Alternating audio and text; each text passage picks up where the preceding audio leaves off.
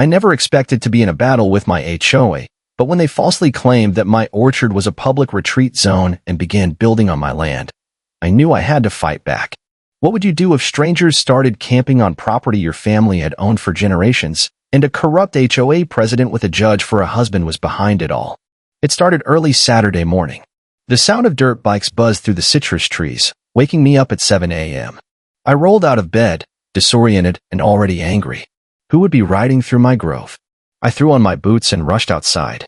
3 teenagers were tearing across the northern edge of Whitman Orchard, crushing young orange saplings and skidding over the rich soil I'd spent the past year nurturing. "Hey!" I shouted, waving both arms. "This is private property. You can't be here." The kids hit their brakes, helmets turning toward me. One of them, the tallest, pulled off his headgear and pointed to a shiny sign I hadn't seen before. It stood firmly planted at the edge of my grove, reading, "Oak Hollow Estates Community Recreation Area." "The HOA lady said we could ride here," the boys said. "She gave us permission yesterday." My blood boiled. I stomped over and yanked the sign from the soil. It was heavy-duty, professionally made, clearly not a prank. I inherited this land, 42 acres of citrus and heritage irrigation lines, from my grandfather. He'd worked it since the 1950s, long before Oak Hollow Estates came into existence 5 years ago. "I don't care what the HOA lady told you," I said through gritted teeth. "This is Whitman land. It has been for over 70 years. The boys looked at each other, then shrugged. Thankfully, they left without much resistance. I took the sign and marched back to the farmhouse, shaking with frustration. This wasn't the first time the HOA had poked at the borders of my property, but planting signs and sending people in? That was a new line crossed. I called Veronica Alton, the HOA president. She answered on the 4th ring, her voice sugar-sweet, until I said my name. "Mr. Whitman, what seems to be the problem now?" she said with unmistakable condescension. "You put signs on my land," I snapped, and told teenagers they could ride dirt bikes through my grove. "Oh dear," she sighed. "I believe you're confused again. That area is designated community space under our revised site plan. You should double-check your deed." "My deed is crystal clear," I replied. "Your subdivision ends 50 yards before my north fence line. You know this." "Well," she said, her tone thick with fake pity, "the board disagrees. We have documentation showing the parcel was rezoned years ago. I suggest you contact your lawyer." Before I could say more, she hung up. I stood in my kitchen, clutching my coffee mug like a weapon. I felt nauseated, not just from the intrusion, but from the sheer audacity. My neighbor, Marissa Lowe, had warned me the HOA was eyeing my land ever since their outdoor wellness center project got blocked last year. I spent the rest of Saturday walking the property line, flagging damage and taking photos. The saplings were bent or broken. The loss wasn't devastating, but emotionally, it felt like someone had taken a sledgehammer to my family's legacy. That night, I barely slept. My late wife Emma used to say the orchard smelled sweetest just after a storm. I remembered her standing under the trees, arms outstretched to the sky. But Sunday brought worse news. I awoke to the sound of voices, dozens. From my bedroom window, I saw a surreal sight: tents, coolers, and lawn chairs spreading across the north end of my property. A man unfolded a portable toilet near my irrigation well. I threw on clothes and rushed out, my heart racing. "Excuse me." I called to a family unloading gear from a luxury SUV. "This isn't a campground. You're trespassing." The father looked confused. "We booked the Oak Hollow Estates Community Retreat. Reserved it weeks ago through the HOA. "I'm Caleb Whitman," I said. "This is my orchard. There is no retreat here." A woman stepped forward, holding a map. "It's right here. Official HOA map with reservation confirmation." They all had the same story. Same map. Same lie. And I wasn't about to let it stand. The woman held up the printed map like it was the Holy Grail. "The HOA sent this with our reservation confirmation," she said, pointing to a clearly marked community campground, smack in the middle of what was undeniably my orchard. More campers gathered around me, clutching their own copies of the same map. Different families, same story. Oak Hollow Estates HOA had told them this land was community property. Some were even setting up folding chairs and inflating air mattresses like they were on vacation. "I understand you were misled," I said, trying to keep my voice steady. "But this is Whitman Orchard. This land has belonged to my family for over 70 years. It is not HOA property. I'm going to have to ask everyone to start packing up." "We paid good money for these reservations," someone shouted from the back.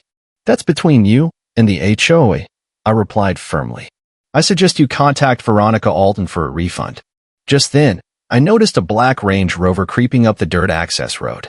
It parked neatly beneath the shade of an orange tree, like it belonged there. Out stepped Veronica Alton, perfectly styled in white slacks and a pastel blouse, her sunglasses oversized and expression unreadable. She scanned the orchard like a queen inspecting her estate, ignoring the damage beneath her feet, the broken irrigation lines, the crushed citrus saplings, the insult to my grandfather's legacy. Then she smiled and approached the crowd. "Good morning, everyone. Is there a problem?" she asked, pretending I didn't exist. "This man says we're trespassing," the father from earlier explained. Veronica chuckled with practiced ease. "Oh, Mr. Whitman is just confused. Property lines can be tricky. But rest assured, this land has been designated as community space for quite some time." "That's a lie," I said, stepping forward. "Show me where I ever agreed to give up this land." Her smile didn't waver. "The agreement was signed in 2008. The board has all the documentation. Now, if you'll excuse me, these good people have camping plans." "I never signed anything in 2008, or ever," I snapped. She turned to the group. "Please enjoy your day. Mr. Whitman won't be a problem, unless he wants to discuss this with our legal team." She shot me a thin, warning smile before striding back toward her vehicle. I stood there, one man against 20 confused campers, and an HOA president with what appeared to be forged documents. My orchard, my name on the deed, but now being used as a pop-up resort. I turned on my heel and stormed back to my farmhouse. This wasn't a misunderstanding. It was theft. Plain and simple. I pulled out my property folder and called Talia Chin, my attorney. I left an urgent voicemail, then stood by the window and watched chaos unfold. Kids played tag through my damaged growth. Someone set up a volleyball net between two mature lemon trees. And there she was, Veronica Alton, watching from her SUV like a satisfied puppet master. That image burned into my memory.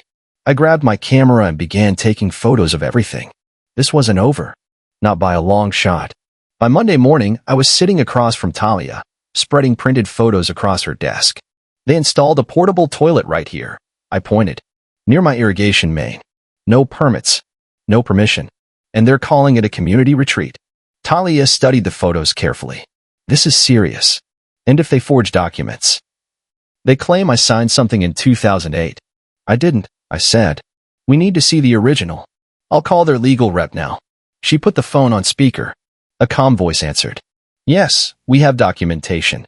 Mr. Whitman granted usage rights in exchange for water access. The HOA has paid taxes on it since 2008. "That's a lie," I shouted. Talia raised a hand. "We'll need to see that agreement. Today. Of course. The board can meet Wednesday evening." After the call, Talia turned to me. "Document everything. Don't confront anyone. If they really paid taxes, this gets messy." "They didn't," I said. "I pay taxes on every inch of this grove." "Then bring proof Wednesday." The next day, I headed to the Red Rock County office. Janet Rourke, who had known my grandfather, helped me dig through the archives. "Something's not right," she murmured. "There's a 2009 note about a boundary adjustment, but the files are missing." Janet Rourke had been with the Red Rock County Records Office for over 3 decades, and she knew the Whitman name. She helped me search through dusty files and digital logs, determined to find the truth. But after several hours, she frowned deeply. "Something's not right," she said. "There's a 2009 notation referencing a boundary adjustment on your orchard, but the supporting documents are gone." My stomach dropped. "Gone?" I asked. "They're supposed to be attached to the record, right?" She nodded.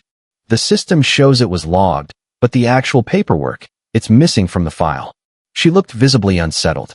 "That almost never happens." I leaned in. "Who accessed this file last?" She tapped a few keys, checking the log. Her face went pale. "Judge Raymond Alton's clerk. About a month ago." Judge Alton. Veronica Alton's husband. The puzzle pieces clicked into place, and the picture they formed made me sick. Something bigger was happening here. Something deliberate. By Wednesday evening, dark clouds rolled over the mountains. The wind howled through the valley like an omen. It felt like nature itself was warning me. The confrontation I'd been dreading had arrived. The Oak Hollow Estates HOA meeting room was packed. Dozens of residents filled the folding chairs, whispering, glaring, or simply avoiding my eyes. I walked in with Talia Chun at my side, my lawyer, and only buffer against the political storm ahead. At the front table sat Veronica Alton, perfectly composed as ever, flanked by 4 board members. One of them, Gerald Jerry Pierce, sat with arms folded, his expression unreadable. He was the former property developer who now served as the HOA's vice president, and whose grandkids had repeatedly let their dog chase my chickens through the orchard's fence line. "We'll address the Whitman matter first," Veronica said, her voice smooth and commanding. "Mr. Whitman claims we've encroached on his property by establishing our community wellness retreat." "It's not a claim," I said clearly. "It's a fact." Her smile thinned. "Let's review the facts, then." She slid a document across the table. "This agreement, signed by you in 2008, grants community recreational usage of the northern field in exchange for water access through HOA land." Talia leaned over the paper. I stared at the bottom. A signature. It looked like mine, almost. But it wasn't. "That's not my signature," I said, my voice rising. "I didn't sign this." Whispers erupted in the room. Jerry Pierce scoffed. "Are you accusing this board of forgery, Mr. Whitman? That's serious." "I'm stating a fact," I snapped. "This is a forgery." Talia lifted the document and examined it. "Where's the notary seal?" she asked. "Any agreement that involves property rights must be notarized." Veronica's smile twitched. "It was an informal arrangement. The board simply kept a record." Talia shook her head. "Informal agreements don't override deeds or grant land use. And my client has tax records showing he's paid every year on that land, with no HOA contribution." I pulled out the documents and placed them on the table. Veronica barely glanced at them. The arrangement was that Mr. Whitman would continue paying the taxes while we maintained usage. "It's common practice." "There's nothing common about this," I replied, my voice cold. "You're trying to steal my land." Jerry stood. "This community needs outdoor space. Your unused land is ideal. Why are you being so difficult?" "Because it's mine," I said, losing patience. "I cultivate that orchard. I have plans for that land." From the back, a voice rang out. "That land's always been Whitman property, since before Oak Hollow was built." It was Mrs. Patel, a longtime resident and former board member. Veronica turned to her with a glare.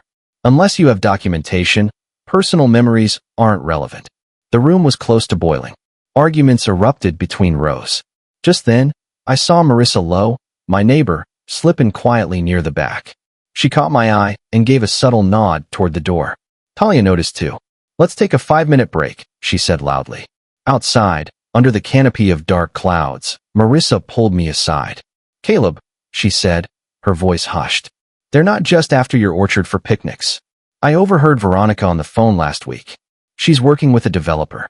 My heart skipped. "What kind of development?" "Luxury eco-retreat cabins. Fire pits, private saunas. They're calling it a nature wellness haven, charging premium fees to out-of-town members." I stared at her, jaw clenched. Marissa looked away. "And there's more. Judge Alton's been quietly fast-tracking approvals, using his influence." Talia, who had followed us out, took a deep breath. "That's a massive conflict of interest." This wasn't a misunderstanding. This was a land grab, wrapped in yoga mats and wellness jargon. And I wasn't going to let them win. Talia shook her head. "That's a serious conflict of interest," she muttered. I turned to Marissa. "Why are you even telling me this?" I asked. "Won't this put a target on your back?" She smiled, but it didn't reach her eyes. "They've already made life miserable for anyone who doesn't fall in line. Last month, they fined the Millers $500 because their lawn was a half-inch too tall, while they were at a funeral." We stood in silence for a moment. Then we stepped back into the meeting room.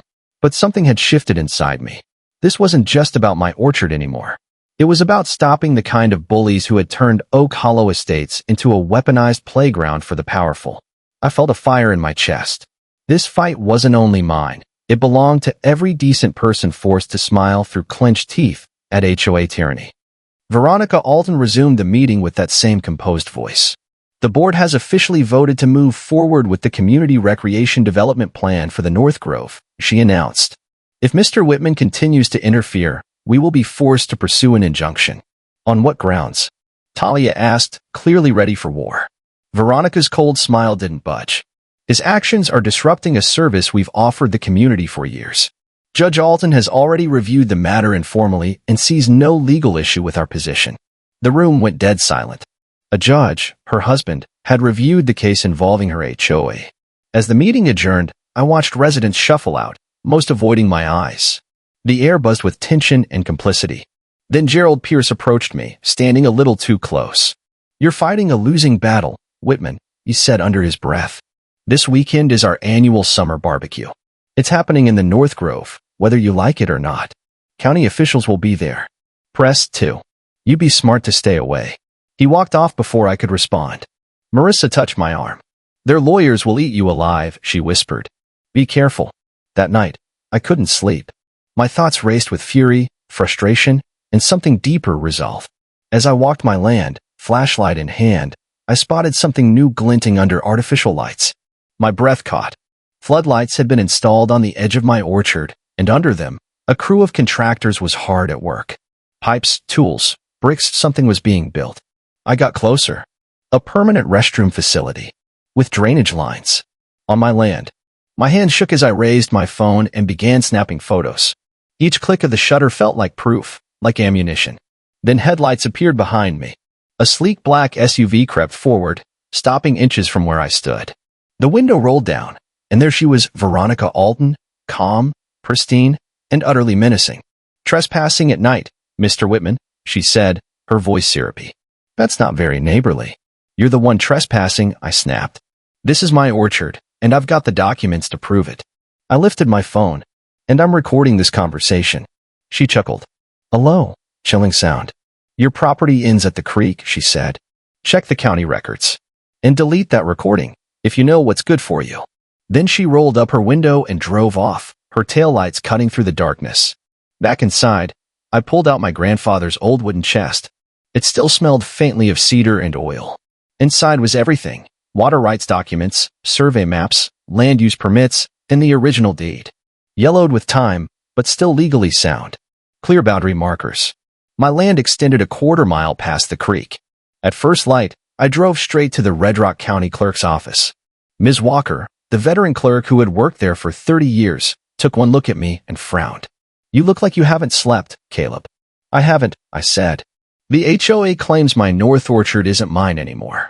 I need to see every official record you've got." Her expression darkened. "You're the third farmer this year asking that same question." For 6 hours, I combed through ancient books and glitchy databases with her at my side. And then we found it. A 3-year-old update to the property map. A note. Boundary adjustment. Municipal Code 47.3. No signatures. No attachments. I stared at it. "Where's the documentation?" "There isn't any," she whispered. "It should be attached, but it's missing." I leaned forward. "Who accessed this record last?" She hesitated. Then checked the system. "Judge Raymond Alton's clerk. Last month." My chest tightened. It all made sense now. The Altons weren't just playing dirty. They were rewriting the rules entirely. And now, I knew exactly where to hit back. "No letters about this?" I asked, still stunned. "Not a single one," Janet Rourke replied, pulling up another screen. She stopped mid-sentence. "The only person who accessed these files before the change was..." She hesitated. "Was who?" I pressed. She bit her lip. "I probably shouldn't say, but check who was elected county records administrator 3 years ago." My hands trembled as I pulled out my phone and searched. Judge Raymond Alton. The breath left my lungs. I had to grip the counter to stay upright. Judge Alton, Veronica's husband. He'd had access to the records, to the property maps, and to the boundary files. And suddenly, the HOA, run by his wife, just so happened to claim part of my orchard? It wasn't just underhanded. It was strategic. But they'd made one crucial mistake. Back home, I dug through Grandpa's cedar chest until I found them, his original irrigation maps. The water rights to the creek were filed as a separate legal document, and still intact. I owned them outright. And every inch of the irrigation system that fed their so-called wellness retreat ran straight through my legally protected wetlands. I laid out the documents on the kitchen table, staring at the flow lines and boundary marks, a strange calm settling over me. They had money. They had influence. But I had truth, timestamped paperwork, and the law. Then my phone buzzed. A text from Marissa Lowe. "Emergency HOA meeting tomorrow. They're voting to sue. We need to talk now." We met at the edge of my orchard, just beyond the floodlights the HOA had recently installed. Marissa's eyes darted left and right, scanning for anyone watching. "It's worse than we thought," she whispered. "Veronica brought in a special legal consultant at the last board meeting. They're filing for adverse possession." I blinked. "What the hell is that?" "It means if someone uses your land openly for a certain number of years and you don't stop them, they can claim legal ownership." "That's insane," I said. "I've farmed that grove every season. It's never been in use." "I know," she said. "But they've got photos, fake ones, I'm sure, showing HOA landscapers maintaining the area. Going back 5 years. Doctored," I growled. "But with Judge Alton behind it, who's going to question them?" Rain began to fall, soaking through my jacket. Marissa huddled under her umbrella. "There's more," she said. "They're holding a community celebration this weekend, right there. A big one. Tents, caterers, ribbon cutting. They want to make their presence undeniable, like they've always been there." I stared out at the muddy tracks in my land, now filled with puddles. My jaw clenched. "Water," I muttered. "What?" she asked. "Who approved the plumbing permits for the restroom they built out there?" I asked. She thought for a second. "Probably the county. Inspector Carlos de Leon, I think." "Why?" I looked back toward the edge of my orchard. "Because that bathroom drains into my wetlands, and I control the flow." Her eyes widened. "Caleb, what are you planning?" I didn't answer. I just stared across the citrus trees, toward the glowing tints in the distance. They picked the wrong orchardist to mess with. That night, I crawled under the house with a flashlight and Grandpa's old diagrams. The irrigation system that ran through the land was still functional and redirectable with a few turns of some key valves. The best part? Every valve sat squarely within undisputed Whitman land. I marked each valve with a tiny flag, walking the property line in the dark, rain soaking through my clothes. A plan was forming, but I needed more information. I called Tom Garrison, my old friend from the water district. "Tom," I said, "how exactly does drainage work in my northern field?" He paused. "That's a sensitive zone, Caleb. Natural wetlands. If something disrupts the flow." "What kind of disruption are we talking?" "Let's just say, water always finds its way downhill, and it tends to take everything with it." I was about to thank him when he added, "By the way, I got a strange call today. County asked about your water rights." My stomach dropped. "Who?" "No name given. But the request came directly from Judge Alton's office." They were moving fast, and I needed to move faster. The next morning, I was pouring coffee when the phone rang. It was Talia Chin, my attorney. Her voice was tense. "Caleb, we've got a problem. Judge Alton denied our emergency injunction." "What?" I said, nearly dropping the mug. "The camping continues, and they're fast-tracking the adverse possession claim. He's married to the HOA president. That's a blatant conflict." "Of course it is," she said. "But in Red Rock County, who's going to challenge him?" I looked out the window. Cars were pulling up again. More tents. More strangers. This wasn't just war anymore. This was theft. And I was done playing nice. Coolers clattered open, folding chairs unfurled, and children ran wild across land that had been in my family for generations. I stood at the kitchen window, fist clenched. "What now?" I asked over the phone. "We appeal," Talia said. "But it takes time. And every day they occupy that land, they're building their claim." After the call, I sat alone at the kitchen table, head in my hands. My grandfather's words echoed in my mind. Sometimes a farmer has to work with nature to fix what man can't. Outside, the sky turned dark as thunder rolled over the valley. A storm was coming, and suddenly, I knew how to use it. Lightning flashed as Marissa Lowe burst through my front door, soaked to the bone. She slammed a folder on the table, breathless.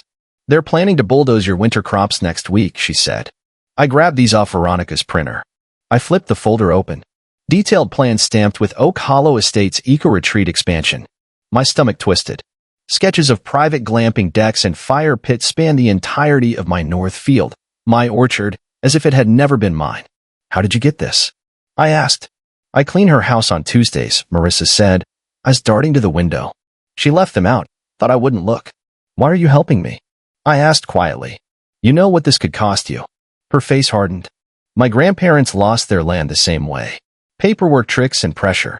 They died heartbroken. I won't let it happen again." The rain beat harder against the roof as we spread out the documents. There it was, a plan to steal my orchard and sell it to wealthy city dwellers craving authentic desert wellness experiences. They'd already sold memberships. My phone buzzed, a flash flood warning. I stood and looked out the window. Water was already pooling in the yard. Have you seen Judge Alton's name on any of these? I asked. No, Marissa said. He's careful. Veronica handles everything publicly. But look, she pointed to tiny initials on the lower corners of the pages. RA reviewed. We need more, I said. We need direct proof tying him to this. Marissa nodded. The HOA barbecue is tomorrow afternoon. Veronica's still going through with it, rain or shine. Tents are already up on your land. She invited county commissioners, she added, and a reporter from the Red Rock Times. My mind turned fast. What time does it start? 3. She gives her big speech at 4.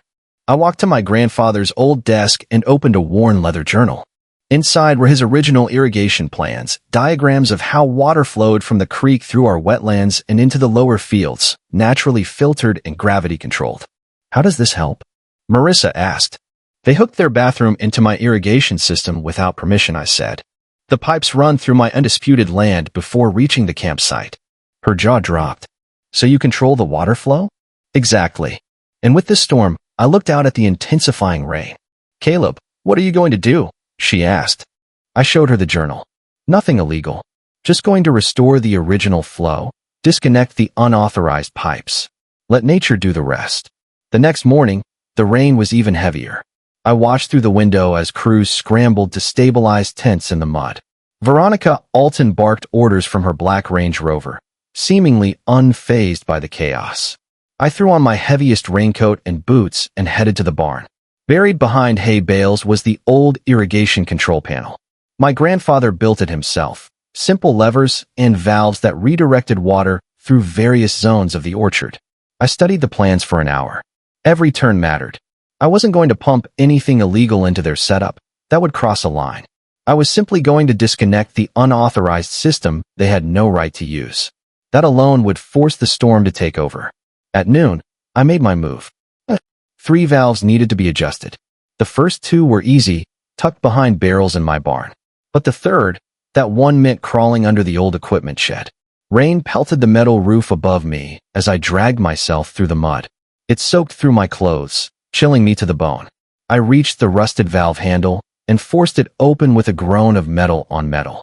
As I crawled out, soaked and smeared with mud, I caught movement out of the corner of my eye. Gerald Pierce stood at the edge of my orchard, just beyond the fence line, half shielded by a tree. Our eyes met through the downpour. He knew something was happening, but not what. By 2 p.m., luxury SUVs began rolling in. Cars lined the roadside, tires cutting deep tracks into the wet earth. Workers scrambled to secure tents in the mushy field. I watched through binoculars from my upstairs window. A catering truck backed up to the illegally built restroom facility, now repurposed as a makeshift food prep center. The irony was thick. The heart of their celebration was illegally tapping into my irrigation system. Everything now hinged on the storm continuing. As if answering my thoughts, thunder cracked overhead, shaking the house. The rain came harder. By 3 o'clock, the event was in full swing. Over 50 guests gathered under white tents, their umbrellas creating a sea of colorful domes. Veronica Alton, radiant in a red dress and white cardigan, flitted between groups, smiling wide, introducing local officials and sipping champagne like nothing could touch her. But through my binoculars, I saw it. The ground near the bathroom was darkening. The water had begun to rise. The soil, already saturated, couldn't handle the weight of heavy rainfall and the plumbing usage. Just as I predicted, the system, restored to its original design, was now doing what nature intended. My phone buzzed. It was Marissa Lowe. Caleb, are you seeing this? I'm watching, I said, eyes fixed on Veronica, who had just splashed mud on her designer heels. Her expression twisted into fury. I could almost hear her blaming the caterers. I nearly felt bad for the staff. Almost. At 3:50, Veronica stepped onto the small stage they'd erected near a cluster of citrus trees. My citrus trees. The microphone screeched. Friends and neighbors, she began, raising a glass. Welcome to the first annual Oak Hollow Estates Summer Celebration. This beautiful space represents our community's vision for. She never finished. A woman in the front screamed. Then another. The crowd started shifting, murmuring, and then panic set in. The puddles weren't just water anymore. They'd turned brown, murky, foul-smelling. The overloaded septic tank, hooked illegally into my system, had backed up completely. And now, it was bubbling into the party zone. Chaos broke loose. Parents scooped up crying kids. Women screamed about ruined heels. Food carts were abandoned. Chairs knocked over. Veronica stood frozen on stage, her face a blend of horror and disbelief. That's when the local newspaper photographer, soaked but focused, began snapping photos. Click, click, click. It was perfect. 20 minutes later, Sheriff Lyle Brennan arrived, his boots squelching through the muck. Veronica, now with mud to her knees, was screaming about sabotage. The sheriff trudged up to my front door, water dripping from his hat brim. "Mr. Whitman," he said wearily, "Mrs. Alton claims you flooded the community area with sewage." I invited him inside. Laid out on the table were my grandfather's journals, detailed irrigation maps, and property line documents. "Sheriff, I didn't flood anything. I restored the original water flow on my land. The HOA connected their plumbing to my system without permission. Here are the diagrams. Here are my water rights." He studied the paperwork, his brow furrowed. "This property dispute's been going on for a while. Veronica says this land belongs to the HOA now." I pulled out the original deed, yellowed but intact. "This says otherwise." He looked uncomfortable. "Judge Alton signed off on the boundary change, and his wife runs the HOA. That's a conflict of interest," I finished. Before he could answer, his radio crackled. "Sheriff, you're needed at the event. County Environmental Inspector Carlos De Leon is requesting you." He nodded and left. An hour later, he returned, mud-caked and serious. "Mr. Whitman," he said, "Inspector De Leon found multiple code violations. No plumbing permits. Improper sewage disposal into protected wetlands. There's going to be a full investigation." Relief washed over me harder than the storm outside. As Sheriff Brennan left, I caught a glimpse of Gerald Pierce taking photos of me from his car across the street. His glare promised this wasn't over. But I just smiled, because I'd finally turned the tide. From his car parked across the street, Gerald Pierce raised his phone and snapped a picture of me. His face was twisted with fury. This wasn't over. Not by a long shot. But for the first time since this nightmare began, I felt something that had been missing: hope. Sometimes, justice flows like water. It seeps into the cracks, finds the lies, and washes them away, quietly, powerfully, when no one expects it. At 5 a.m., I was already outside, gripping my pipe wrench as the first hints of dawn barely touched the horizon. The birds hadn't even started singing. This wasn't just about revenge. This was about protecting what had been in my family for 3 generations. Would you walk away if someone tried to steal your grandfather's legacy? I crawled through wet grass, across ground that once held memories, birthday picnics, quiet harvests, late-night walks with my late wife. I reached the maintenance point, hidden behind a thick cluster of oak trees. The metal access cover was heavy, but anger gave me strength. Inside, I found it. The unauthorized sewer connection. The HOA had cut directly across my wetlands and hooked their luxury bathroom into the main line. No permit, no consultation, just arrogance. "This is tampering," a voice in my head whispered. But was it really? Because they had no legal right to install this in the first place. I wasn't damaging anything. I was restoring the natural water flow through my wetlands. I didn't reroute sewage. That would have been illegal. I simply disconnected the unauthorized pipes and walked away. The storm would handle the rest. Nature has a way of reclaiming what's hers, especially when humans pretend they can outsmart it. Just as I stepped back onto the porch, my phone buzzed. "Marissa Lowe, they're setting up early. Chocolate fountain, live band." Veronica ordered champagne. I felt sick. Not because of what I had done, but because they were so confident they had won. I pulled my grandfather's photo from my wallet and looked him in the eyes. "I won't let them take what you built," I whispered. By 11 a.m., the invasion was in full swing. Luxury cars filled the makeshift parking lot, cleared by cutting down 3 of my apple trees. Children ran with balloon animals as caterers arranged elegant table settings under dripping white tents. The stage backdrop proudly read, "Oak Hollow Estates Annual Victory Celebration." Victory? On my land. Veronica Alton arrived in a pristine white pantsuit that probably cost more than my truck. Her husband, Judge Raymond Alton, strolled alongside her, shaking hands with donors and slapping backs like a campaign rally. Gerald Pierce ordered teenagers to arrange lawn games on my citrus rows. No one noticed the soggy patches near the bathroom trailers. I sat on my porch with my binoculars, watching. At exactly noon, Veronica stepped onto the stage. The microphone squealed. She tapped it and smiled, wide and rehearsed. "Welcome, neighbors," she said, her voice booming from speakers mounted, ironically, on my trees. "Today we celebrate another successful year of building Oak Hollow Estates into the most desirable community in Red Rock County." Applause. Then she added, "And I'm thrilled to announce that beginning this spring, construction will begin on our exclusive members-only eco-wellness retreat, right here on this beautiful land." My land. Just then, a child screamed. At first, no one noticed. But then a mother shouted. The area around the bathroom began to darken. Water pooled around people's feet. The air shifted. A foul smell crept into the tent. Sewage. The backed-up septic system had mixed with the rainwater and began spilling across the site. Mud turned to muck. Picnic blankets drowned. Balloon animals popped. Through my binoculars, I watched Veronica's expression change from smug confidence to paralyzed horror. Judge Alton covered his nose. Gerald Pierce slipped in the mud trying to redirect children. "Everyone stay calm." Veronica shouted into the mic, her voice cracking. "It's just a small plumbing issue." But it wasn't small. And it wasn't going away. The chocolate fountain was abandoned. Guests screamed. Parents carried children through the sludge. People ran for their Lexuses, soaked and swearing. I picked up the phone and called Sheriff Lyle Brennan. "Sheriff, this is Caleb Whitman. There's a situation on my land. The HOA installed plumbing without a permit. It's failed badly." He arrived 30 minutes later, greeted by chaos and mud-soaked residents. Veronica's white pantsuit now had brown stains splattered to her knees. She saw me walking down the hill and pointed.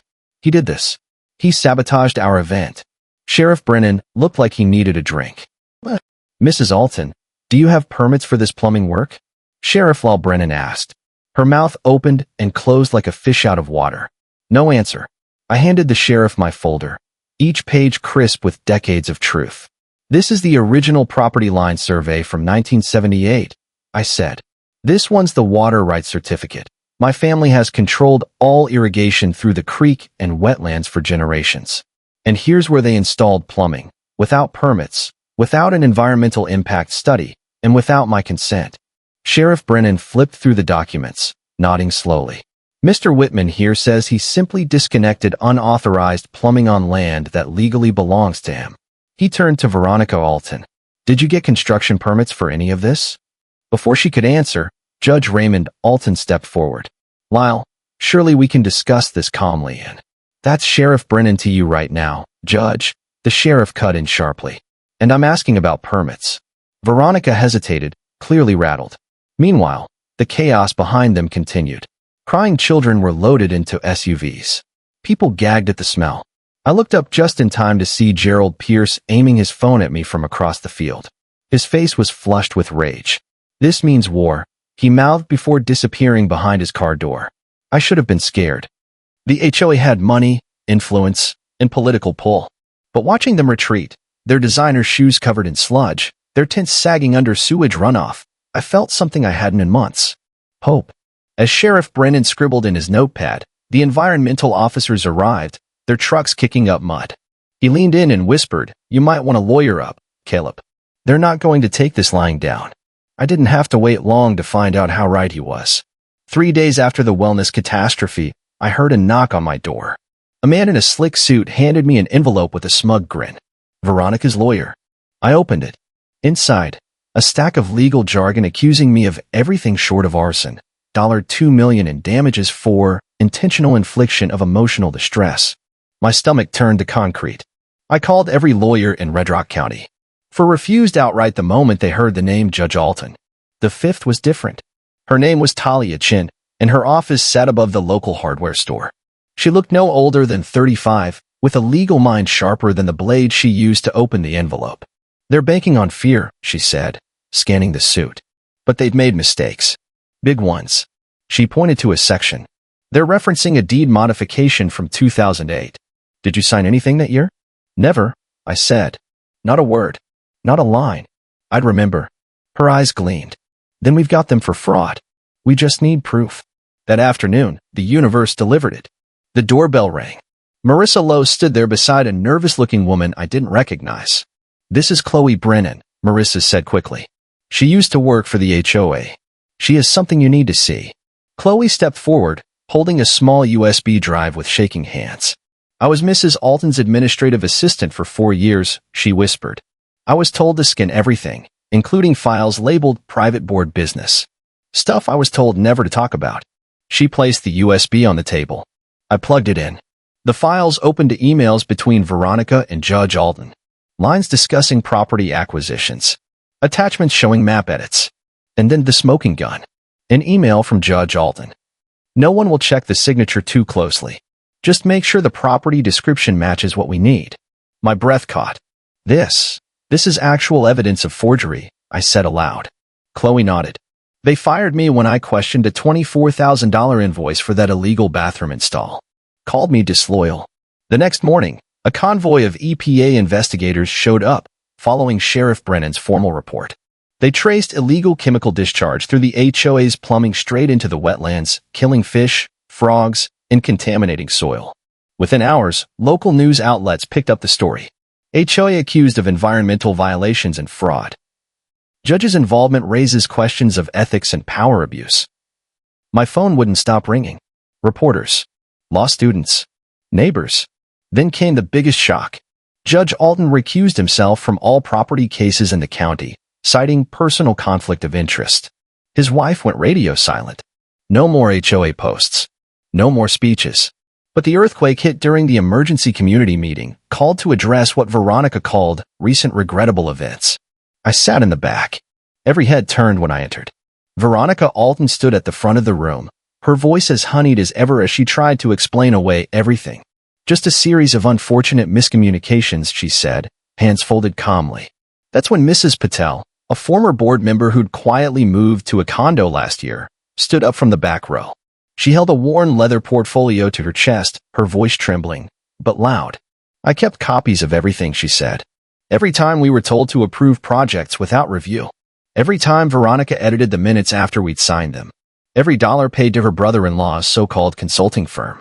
The room exploded. People jumped to their feet. Accusations flew. Shouts rose from all sides. "My sister lost her koi pond because the HOA said it broke aesthetic guidelines," a woman yelled. "Then Veronica built the exact same pond in her backyard a month later.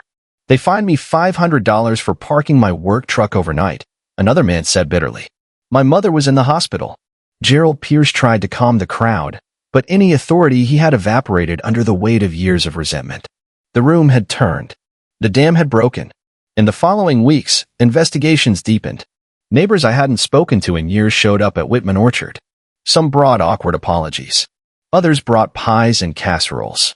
Many shared stories of bullying, selective rule enforcement, and silent suffering. The county land office, after reviewing Chloe Brennan's evidence and Talia Chin's legal filing, restored my original property lines. The forged boundary change was declared invalid. Veronica and Judge Raymond Alton quietly put their house up for sale and moved to Florida. Gerald Pierce resigned from the HOA board citing health concerns. Marissa Lowe organized a town meeting at the public library to talk about moving forward as a real community. Over 50 people showed up. "What if we created something real?" someone suggested. "A community garden. Not for show, but one built on actual respect and agreements." They looked at me. I thought of my grandfather, who believed land should serve people, not power. "I might be willing to lease an acre," I said slowly, "with a real contract and respect for the land." That spring, Marissa helped coordinate the lease for a far corner of the orchard, well away from the wetlands. Families planted tomatoes, marigolds, squash. Children learned how to compost and water seedlings. The new HOA board, led by Mrs. Patel, implemented transparent rules. Fair enforcement. Real accountability. The day the county sent a backhoe to remove the illegal bathroom foundation, I stood on the porch, cider in hand, watching. Marissa handed me a fresh cup. "You could have walked away," she said quietly. "Most people would have." I watched the garden across the field, kids learning to plant in soil that had once nearly been stolen. "It wasn't just about land," I said. "It was about standing up to people who thought rules didn't apply to them." I took a sip of the cider and smiled. "Sometimes," I said, "watching a new tomato sprout poke through the dirt, You've got to get your hands dirty to grow something worth keeping.